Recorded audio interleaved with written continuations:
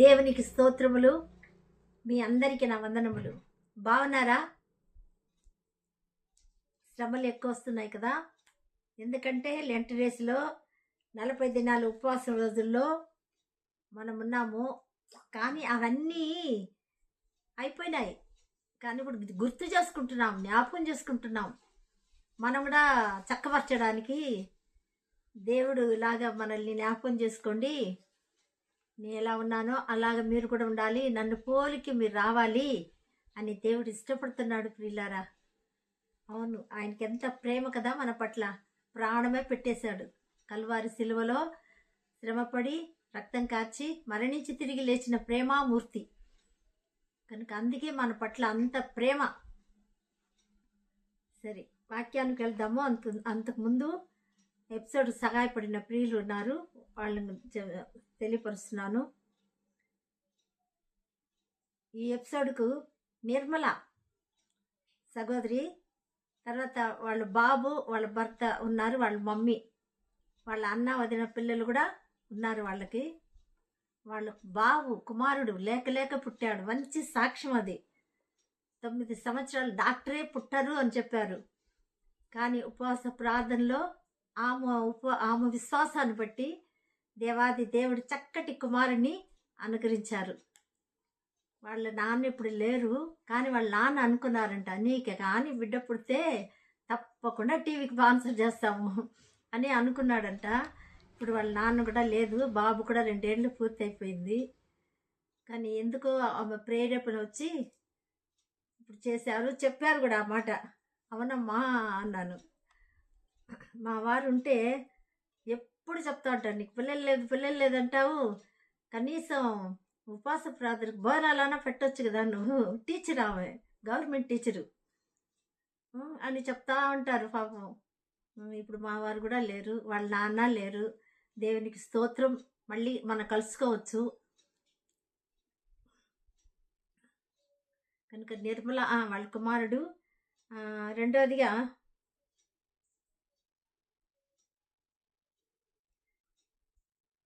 Visalakshi Raghumurthy brother, వాళ్ళు కుమారుడు రాజకుమారు, సత్య కుమార్తె, వాళ్ళ 2 ఫ్యామిలీకి. మరి కోడలు గర్భంగా ఉంది, సుఖప్రసవం కొరకు ప్రార్థన చేయండి. దేవునికి స్తోత్రములు. జయభారతి సహోదరి కూడా 3 పిల్లలు, అందరూ విదేశాల్లో ఉన్నారు. వాళ్ళ కొరకు కూడా ప్రార్థిస్తాము. దీప స్వస్థత కొరకు, ఆ గర్భఫలం కొరకు కూడా ప్రార్థిస్తాము.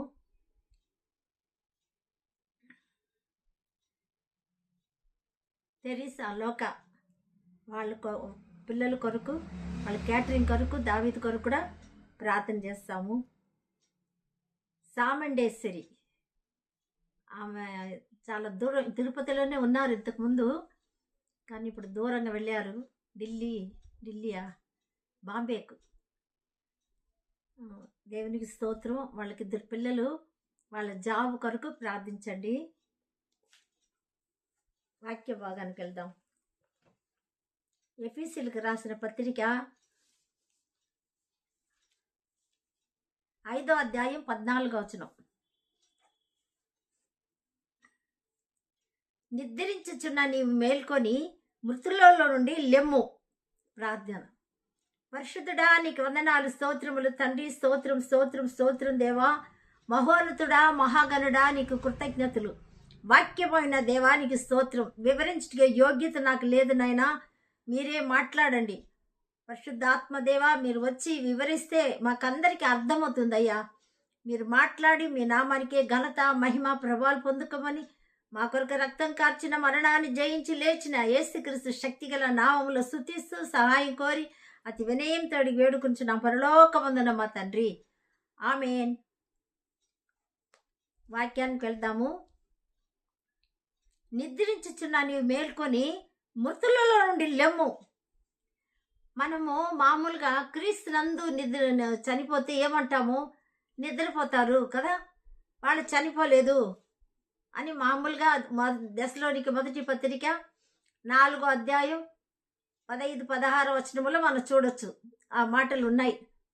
క్రీస్తు మరణించి తిరిగి లేచాడని ఎవరైతే విశ్వాసం ఉంచుతున్నారో వాళ్ళు మరణించరు, నిద్రిస్తున్నారు. వాళ్ళు దేవుడు వెంట పెట్టుకొని వస్తాడు. మొట్టమొదట దేవుని సన్నిధిలో చేరేది వాళ్ళే అంటారు ప్రభు. మొదట వాళ్ళే, మనము కాదు, మళ్ళీ తర్వాత మనం కూడా కలుసుకుంటాము అని దేవుడు చెప్తున్నాడు. మళ్ళీ ఇద్దరు కలిసి కూడా ప్రభు రాకడలో మేఘారుడై వస్తాడు. మన ఆకాశం మేఘం తీసుకెళ్ళిపోతుంది.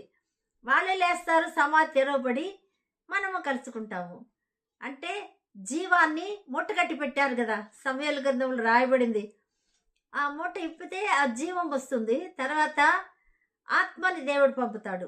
ఆత్మ తను పంపిన దేవుని దగ్గరే ఆత్మ ఉంది కనుక ఆత్మ పంపినప్పుడు వాళ్ళు లేస్తారు.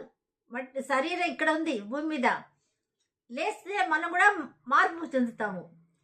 నమ్మిన మనము పరిశుద్ధంగా జీవించి జీవితం ఉన్నప్పుడు మార్పు చెందుతాము. అప్పుడు మేఘం వచ్చి తీసుకెళ్ళిపోతుంది. యేసు ప్రభుని ఎలా తీసుకెళ్ళింది అలాగే మనల్ని తీసుకెళ్తుంది యేసయ్య దగ్గరికి. అవును ప్రియులారా, మధ్య ఆకాశాలు ఉంది, మేఘాల మీదకి వెళ్ళిపోతున్నాము. ఆ తర్వాత శ్రమలు, భూమి మీద భయంకరమైన కనివిని ఎరుగని శ్రమ అని రాయబడింది వస్తాయి. ఇప్పుడు ఉండే శ్రమలు భయంకర, ఇంకా యుద్ధాలు, ఇంకా గ్యాస్ కూడా మరి ఆఫ్ చేస్తున్నారు, అదంతా ఎక్కువ వస్తూ ఉన్నాయి. స్టార్ట్ అయినట్టుగా ఉన్నాయి, కానీ ఇది కాదు, కనివిని ఎరుగని శ్రమ అన్నాడు ప్రభు. అవును ప్రియులారా, కనుక ఇక్కడ నిద్ర ఏమని మనం చూసినట్లయితే ఈ నిద్ర వేరు, మేలుకొని మృతుల నుండి లేవన్నది. మేలుకుంటే కూడా మళ్ళా మృతులుగా ఉన్నారు ఇక్కడ. అదే ఇది ఏదైనా మనం చూసినట్లయితే ఒకసారి అదే ఎఫెసీ 2:1 కూడా ఏముందంటే 2:1 మనకందరికి తెలిసిందే. పాపం చేత, మీ అపరాధం చేతను పాపం చేతను మీరు సచ్చిన వారి ఉండగా ఆయన మిమ్మల్ని క్రీస్తుతో కూడా బ్రతికించేను. అంటే చచ్చిపోయిన మనల్ని కూడా క్రీస్తుతో కూడా బ్రతికించాడు అని రాయబడింది కదా. కానీ బ్రతికించిన తర్వాత ఎలా ఏముందంటే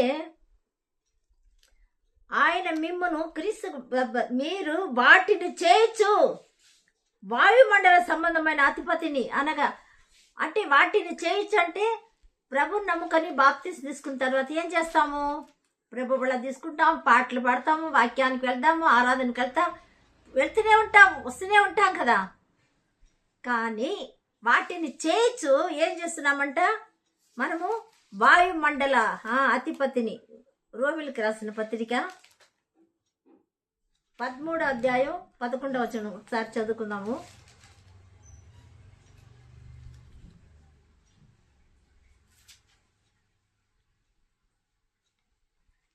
మరి మీరు నిద్ర మేలుకొని, ఇక్కడ చూడండి, నిద్ర మేలుకొను వేళ అయినది, సమయం తెలుసుకొని అలాగా చేయుడి. మనము విశ్వాసం మూలమైనప్పటికీ కంటే ఇప్పుడు రక్షణ మనకు మరి సమీపంగా ఉన్నది. రాత్రి చాలా గడిచి పగలు సమీపంగా ఉన్నది కనుక మనము అంధకార క్రియలను విసర్జించి తేజో సంబంధమైన యుద్ధోపకరణములు ధరించుకుందుము. యుద్ధం ఉంది మనకు. అది తీసుకున్న వాళ్ళు నిద్ర మేలుకొని అని రాయబడింది కదా. ఏ నిద్ర? వేళయింది, సమీపంగా ఉంది. ప్రభు కూడా అన్నాడు కదా, ఏం చెప్పాడు? దేవుని రాజ్యం సమీపంగా ఉంది, మారు మనసు పొందండి అని చెప్పాడు. అలాగే ఇక్కడ కూడా మనకి ఎలా రక్షణ సమీపంగా ఉంది. రాత్రి చాలా గడిచి పగలు సమీపంగా ఉన్నది. అంటే రాత్రి పాపపు చీకటి కదా, అంధకార శక్తులు.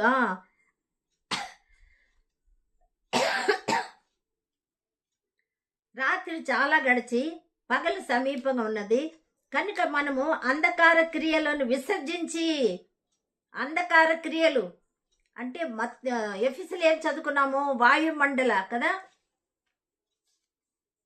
2వ అధ్యాయం.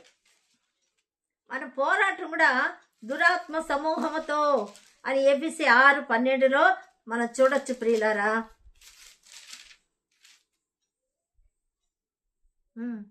12 ఏముందంటే, ఏలయనగా మనం పోరాడునది శరీరులతో కాదు, ప్రధానులతోనూ అధికారులతోనూ ప్రస్తుత అంధకార సంబంధంలో లోకనాథులతోనూ ఆకాశ మండలమందు దురాత్మ సమూహములతో పోరాడుచున్నాము.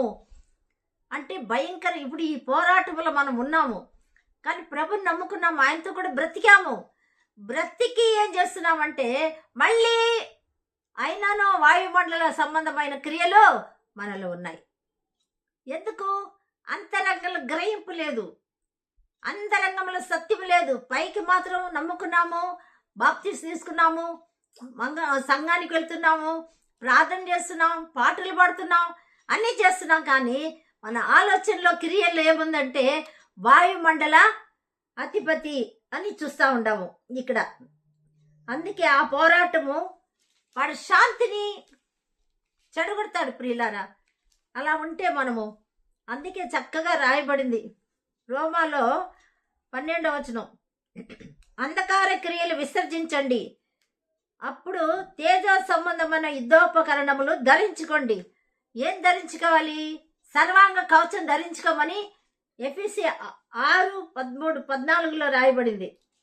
నీతి అని మైమరుపు ఆ సర్వాంగ కవచం 13 నుంచి, ఏలైనగా మీ నడుముకు సత్యం అని దట్టి కట్టుకోవాలి, సత్యములో ఉండాలి, అప్పుడు వాడిని జయిస్తాం ప్రియులారా. మనము సత్యములో నడుముకు కట్టుకోవాలి, నీతి అని మైమరుపు తొడుక్కోవాలి.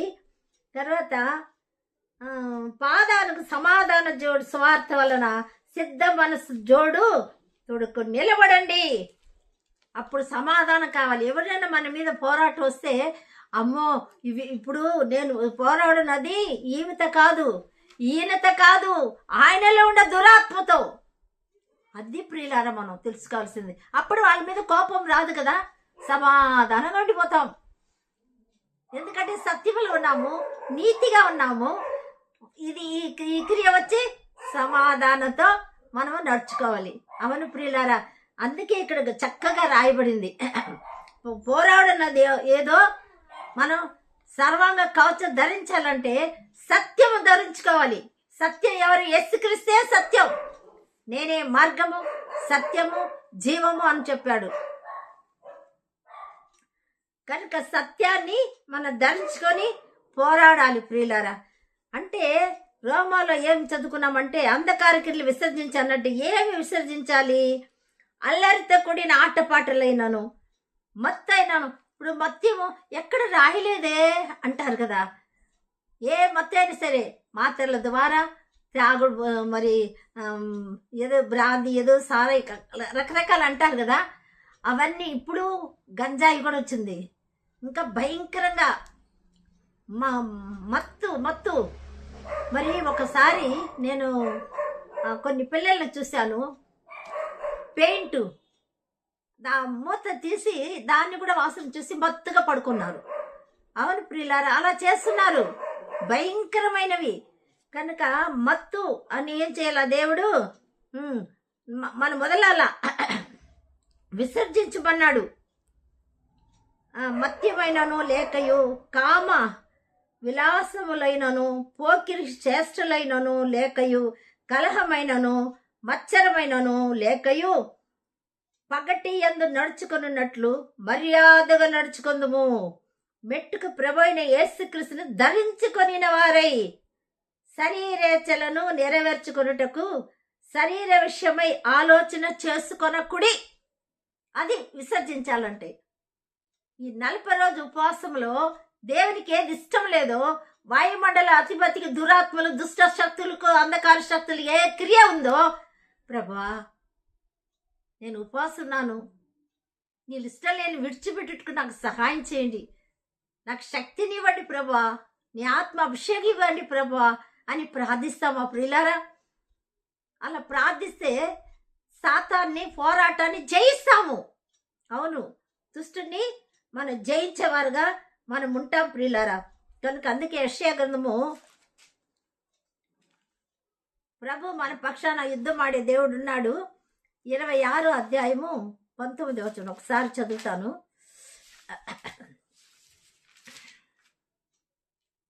26:19 మృతులైన నీ వారు బ్రతుకుదురు, నా వారి శవములు సజీవుల మగును. చూసారా ఎంత చక్కగా అపవాదితో దేవుడు చెప్పే మాటలు. మృతులైన మీ వారు, అంధకారుల క్రియలు, దురాత్మ సమూహం, దుష్ట సమూహం, మనం పోరాడుచున్నాం కదా, వాడే మనకేం చేశాడు? అంధకార క్రియలు ఇచ్చి మృతులుగా చేశాడు. పాపం చేత అపరాధం చేత మృతులై ఉండగా, అందుకే ప్రభు చక్కగా చెప్పాడు ఇక్కడ, మృతులైన నీ వారు బ్రతుకుదురు, నా వారి శవము సజీవులుగా వెళ్ళేస్తారు. నా వారి శవములు అంటే క్రీస్తునందు మృతులు, క్రీస్తునందు నిద్రపోతారు. వాళ్ళు చనిపోరు. కానీ పాపం చేత పాపానికి వచ్చే జీతం మరణం, మన ప్రభుని యేసుక్రీస్తునందే నిత్య జీవం, కృపా వరం. అది ఆ వరం నీకు కావాలా ప్రియులారా? చనిపోతే బ్రతికిస్తాడు, యుగ యుగాలు జీవిస్తాము, సదాకాలం ఉంటాము. ఇది ఒక వరం. అందుకే దావీదు 27వ అధ్యాయం 4వ వచనం, ప్రభా నీ దగ్గర ఒక వరం అడుగుతున్నాను. నేను అనుకున్న ఏంటిదబ్బా వరము అనుకుంటే, చిరకాలము నీ సన్నిధిలో నేను ఉండాలి, నివాసం చేయాలి, మరి నీ వాక్యాన్ని ధ్యానించాలి. ఎంత కోరికే కదా. మరి అలాగ దేవుని సన్నిధి కోరాడు. కనుక ఇది ఒక వరం. రక్షణ కూడా ఒక వరం ప్రియులారా, వరం. నిత్య జీవము ఒక వరం. అందుకే ఏమన్నాడు? మట్టిలో పడి ఉన్న వారలారా మేల్కొని ఉత్సహించుడి, నీ మంచు ప్రకాశమానమైన మంచు భూమి తనలో ఉన్న ప్రేతలను సజీవులుగా చేయును. నా జనామా, ఇదిగో వారి దోషమును బట్టి భూనివాసుల్ని శిక్షించబోతున్నాను. అంటే ప్రభు ఇచ్చాడు సమయం. 2026 సంవత్సరాలు కదా. ఆయన మరణించిన తర్వాత పునరుద్ధరణకు లేచినప్పటి నుంచి ప్రకటన చేయమన్నాడు. కానీ సిలువ వేయక మునుపు ప్రకటన ఒప్పుకోలేదు. ఎందుకంటే దయ్యం పట్టినవాడు బాగయ్యి, ప్రభా నీతో కూడా వస్తానంటే నువ్వు వెళ్ళి సాక్షిగా ఉండన్నాడు. మళ్ళీ పేతురు కూడా ఏం చెప్పాడంటే, ప్రభా రూపాంతర కొండ మీద ఇక్కడనే 3 పర్ణశాలలు నేను కడతాను అన్నాడు. అంటే ఏలియాకొకటి, మోషేకొకటి, నీకొకటి. అంటే ఇక్కడే ఉండిపోవాలనే కాదు, మరణాన్ని తర్వాత ఇంకొకటి తిన్నాడు. ఈ యొక్క దర్శనము బయట ఎక్కడ చెప్పకూడదంటే బరుగు చేసేసాడు ప్రభు. అవును ప్రియులారా, అపవాదికి తెలిస్తే మహిమా స్వరూపి యొక్క క్రీస్తుని సిలువ వేయకపోయి ఉంటాడు. సిలువ వేయకపోతే అన్య జనాంగానితో మనకు లోకానికి రక్షణే లేదు. యూదులు ఎట్లా వస్తారు? ఆయన ప్రేమిస్తున్నాడు కాబట్టి. కానీ ఇప్పుడు మనకు ఆయన కల్వారి సిలువ రక్తం ద్వారా యూదులతో సమాధానం సమీపంగా చేశాడు ప్రియులారా. కలిసి ఉన్నాము. ఇప్పుడు ఇశ్రాయేల్ అంటే ఎవరు? మనమే విమోచింపబడిన వారు, యేసు రక్తంలో విమోచించబడిన వారుగా మనం ఉన్నాం ప్రియులారా. కనుక ఇక్కడ మనం చూస్తున్నాం, శవము మృతులైన వారు బ్రతుకుతారు. అంటే ఎఫెసీయులకు రాసిన పత్రికలో ఏం అర్థాన్ని మనం చూసినట్లయితే, ఆ నిద్ర అపవాది క్రియలు విసర్జించమన్నాడు. కనుక అపవాది క్రియలను విసర్జించాలి. మనం ఏం చేస్తాము? రోమిలకు రాసిన పత్రిక 6వ అధ్యాయం 3వ వచనం, క్రీస్తు యేసులోకి బాప్తీసము పొందిన మనమందరము ఆయన మరణములో బాప్తీసం పొందితిమని మీరు ఎరుగరా? కాబట్టి తండ్రి మహిమ వలన క్రీస్తు మృతులలో నుండి ఎలాగ లేపబడినో అలాగే మనమును నూతన జీవం పొందిన వారమై నడుచుకొనున్నట్లు మనం బాప్తీసము వలన మరణములో పాలు పొందుటకు ఆయనతో కూడా పాతి పెట్టితివి. ఏమేం పాతి పెట్టాము? అంధకార క్రియలు పాతి పెట్టాం, పాపాన్ని పాతి పెట్టాం, శాపాన్ని పాతి పెట్టాం. యేసుక్రీస్తుతో కూడా సిలువ వేయడం వల్ల. అవును ప్రియులారా, ఎంత చక్కగా దేవుడు మనకు అలాగే యేసుక్రీస్తులో అన్నీ తీసుకున్నాడు. ఇప్పుడు సిలువలో కనపడేది ప్రభు కాదు, మనమే కనిపిస్తున్నాం. ఎందుకంటే ఆయన అందమైన వాడు, సౌందర్యవంతుడు, కానీ చూడని నొల్లని వాడుగా అయిపోయాడు. అంటే మన రూపం, మన పాపం, మన శాపం, మనమే కంపు కొట్టుకున్న ఆ భయంకరమైన పాపంతో నిండిన మనము అక్కడ ఆయన ధరించుకున్నాడు మధ్యవర్తిగా తండ్రికి. అవును ప్రియులారా, మనకు మధ్యవర్తి నరుడైన క్రీస్తు మనకు వచ్చి ఆయనతో కూడా మనం పాతి పడతా ఉన్నాము. ఆయనతో కూడా లేవాలి బాప్తిస్మ ద్వారా. మరి కింద చూడండి, ఇంకొక మాట ఉంది 7. చనిపోయిన వాడు పాప విముక్తుడని తీర్పు పొంది ఉన్నాడు. మనం క్రీస్తుతో కూడా చనిపోయిన ఎడల మృతులలో నుండి లేచిన క్రీస్తు ఇకను చనిపోడని మరణమునకు ఇక ఆయన మీద ప్రభుత్వం లేదని ఆయనతో కూడా జీవించుచున్నామని నమ్ముచున్నాము. దేవునికి స్తోత్రం. అవును ప్రియులారా, ఎంత గొప్ప ఆశీర్వాదం మనకి దేవుడు అనుగ్రహించాడు ప్రియులారా. కనుక ఇంత దీవెన మనకిచ్చే ఎలా ఉండాలో చెప్పండి, చూస్తాము. కనుక అంత ప్రేమమూర్తి మనకు అనుగ్రహించాడు. మరణంతో ఆయనతో ఇంకా ప్రభుత్వం లేదు. అందుకే చూస్తాం ఇంకా ఏం చేయాలా చూడండి. కొలసీలకు రాసిన పత్రిక 3వ అధ్యాయం 1వ వచనం. మీరు క్రీస్తుతో కూడా లేపబడిన వారైతే పైనున్న వాటినే వెదుకుడి, అక్కడ క్రీస్తు దేవుడిని కుడి పార్శ్వ ముందు కూర్చుని ఉన్నాడు. హల్లెలూయా, స్తోత్రం. దేవునికి మహిమ కలుగును గాక. యేసు క్రీస్తుకే మహిమ. అవును ప్రియులారా, మనకెంత భాగ్యాన్ని ఇచ్చాడు. బాప్తిస్మ ద్వారా ఒక గొప్ప కార్యం. అంటే పైకి కాదు ప్రియులారా. నికోదేము అడిగినాడు యోహాను సువార్త 3:3లో, ఏం చేయాలని ఆ నిత్య జీవం పొందాలంటే, అంటే నీటి ద్వారా ఆత్మ ద్వారా బాప్తిస్మ పొందాలా. నీటి ద్వారా ఆత్మ ద్వారా మునగకపోతే పుట్టకపోతే మరి లేదు, చూడరు అని కూడా చెప్పాడు. కనుక నీటి ద్వారా అంటే వాక్యం అనే నీరు, పరిశుద్ధాత్మ ద్వారా. అవును ప్రియులారా, యోహాను గారు చెప్పాడు బాప్తిస్మ తీసుకున్నప్పుడు వచ్చేటప్పుడు, నువ్వే నా మెస్సయ్యా, నీవే నా మెస్సయ్యా అంటే, నేను కాదు, ఆయన చెప్పులు వారిని విప్పుట కూడా నాకు యోగ్యత లేదు, నా వెనక వచ్చేవాడు అని చెప్పాడు యోహాన్ గారు. కనుక ప్రియులారా, అంత గొప్ప ఆశీర్వాదం మనకిచ్చాడు దేవుడు. ఈ లోకానికి అన్యులకు మన అన్యులుగా దూరస్తులుగా ఉంటే మనము ఆయన కార్చిన రక్తములో సమీపస్తులుగా బాప్తిస్మ ద్వారా మనము ఆయనతో కూడా పాతి పెట్టుబడి నూతన జీవం, క్రీస్తునందు ఉన్న వారికి నూతన సృష్టి.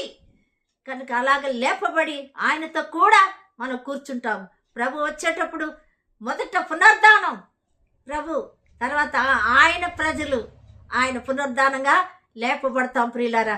కనుక ఈ కొద్ది వాక్యాన్ని మన కొరకు సిలువ వేయబడి రక్తం కార్చి మరణాన్ని జయించి లేచి నిత్య జీవం, నూతన జీవాన్ని మనకు అనుగ్రహించిన ప్రేమామూర్తి పునరుద్ధానుడు, సాతాన్ని ఈ సమాధిని గెలిచి లేచిన కృపగల తండ్రి, ఈ వాక్యమును మనందరినీ ఆశీర్వదించి స్థిరపరిచి కాపాడును గాక.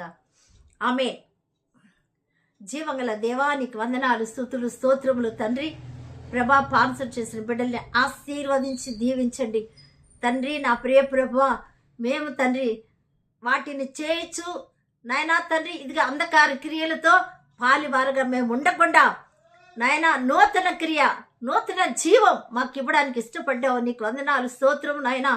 అవును ప్రభా, ఏబిసి నాయనా తండ్రి 2వ అధ్యాయం 5 నుంచి 7 వరకు చదివితే నాయన బ్రతికి నాయనా తండ్రి మమ్మల్ని విడిచిపెట్టలే, లేపి మీతో కూడా కూర్చోబెట్టుకున్నావు తండ్రి. తండ్రి నీకు స్తోత్రం నాయన, స్తోత్రం. అలాంటి గొప్ప భాగ్యాన్ని మాకు ఇచ్చావు నాయన. ఏమిచ్చి రుణం తీర్చుకోగలవు నా తండ్రి, నీకు స్తోత్రం. కనుక ప్రతి ఒక్కరిని ప్రభా మీరు ఆశీర్వదించి దీవించండి నాయన. వింటున్న వాళ్ళని ఆశీర్వదించండి ప్రభా. నాయన తన ఎపిసోడ్ సహాయపడిన కుటుంబాన్ని ఆశీర్వదించమని ప్రార్థిస్తున్నాను నాయన. ఎగ్జామ్ జరుగుతూ ఉంది నాయన, యూకేజీ నుంచి ప్రభా పీజీ వరకు రాస్తున్న బిడ్డలందరినీ ఆశీర్వదించండి నాయన. 10th ఇంటర్మీడియట్ ప్రభా రాస్తున్న వాళ్ళు, డిగ్రీ రాస్తున్న వాళ్ళు అందరినీ మంచి జ్ఞాపశక్తి అనుగురించి నాయన వాళ్ళకి మంచి రిజల్ట్ ఇచ్చి నాయన రాసి పూర్తయిన వాళ్ళకు ఉద్యోగాలు దయచేయమని ప్రార్థిస్తున్నాను.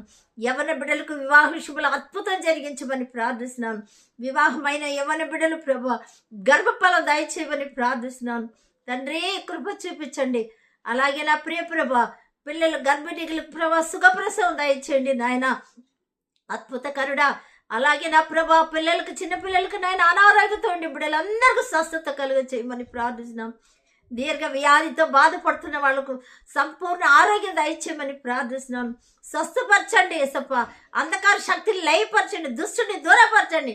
శాంతిని పెరికి వేసిన దురాత్మ యేసునామమున నేను బంధిస్తున్నాను. హల్లెలూయా, స్తోత్రం నాయన. నాయనా తండ్రి చనిపోయిన గురువులు మరణించిన గృహాల ఆదరణ ఓదార్పు దయచేయమని ప్రార్థిస్తున్నాం. సహాయం చేయండి. కోర్టు సమస్యల నుంచి విడుదల తెచ్చండి. న్యాయాధిపతి మీరేనైనా విడుదల చేయండి ప్రభా. అద్భుతం చేయండి. రావాల్సిన ధనం రావాలి, సహాయం చేయండి నాయన. లోను తీరిపోవాలా, సహాయం చేయండి అయ్యా, సహాయం చేయండి నాయనా తండ్రి ప్రభా. ఈ కుటుంబంలో ప్రభా తండ్రి ఎన్ని బాధలు ఉన్నాయి, వేదనలు ఉంది, వ్యాధి, కష్టం, కన్నీరు, దుఃఖం, కన్నీరు తుడిచివేయమని ప్రార్థిస్తున్నాం. సహాయం చేయండి నా ప్రభా, అద్భుతం చేయండి నాయన. శాతాను సమాధి గెలిచి లేసిన నీ శాంతినే మాకు పెట్టి వెళ్ళిన శాంతిమూర్తి, ప్రేమామూర్తి ఈ కొద్ది వాక్యాన్ని నాయన నీరు కట్టి ఫలింప చేయమని నాయనా తండ్రి మా పాస్టర్ గారు కూడా ప్రభా సంపూర్ణ ఆరోగ్య శక్తి బలము దయచేయమని ప్రార్థిస్తున్నాం. స్వస్థపరచండి ప్రభా, నీకు వందనాలు. సంఘ కాపర్లందరినీ కూడా ఆశీర్వదించండి నాయనా తండ్రి. నీకు వ్యతిరేకంగా మాట్లాడి నోర్లు విప్పించండి ప్రభా. నాయనా సాతానుడు అంధకార క్రియలు ప్రభా, చీకటి శక్తులు ప్రభా నశింపచేయండి ప్రభా. నీకు స్తోత్రము నాయన. నాయన మా కొరకు రక్తం కార్చి ప్రభా దూర దేశంలో ఉండే బిడ్డల్ని ఆశీర్వదించండి.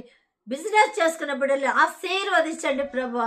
నాయన కరుణామూర్తి ఇదిగా నా ప్రభా ఎవరెవరు వేదంతో, దుఃఖంతో, బాధలతో, కన్నీరుతో ఉన్నారో ఆ కుటుంబాలందరినీ కూడా నెమ్మది, శాంతి, సమాధానం ఇచ్చి ఆశీర్వదించి జన్మదినం, వివాహదినం చేసుకున్న బిడ్డలు కూడా ఆశీర్వదించమని మీ నామానికే ఘనత, మహిమ, ప్రభావాలు పొందుకోమని మా కొరకు రక్తం కార్చి మరణించి తిరిగి లేచిన పరిశుద్ధాత్మ ప్రేమగల తండ్రికి, కృపగల దేవునికి యేసుక్రీస్తు శక్తిగల నామములో స్తుతిస్తూ ప్రార్థించాడు వేడుకుంటున్న పరలోకమందున్న మా తండ్రి. ఆమేన్, ఆమేన్. మీ అందరికీ నా వందనములు. దేవుడు నీకు తోడై ఉండును గాక. ఆమేన్.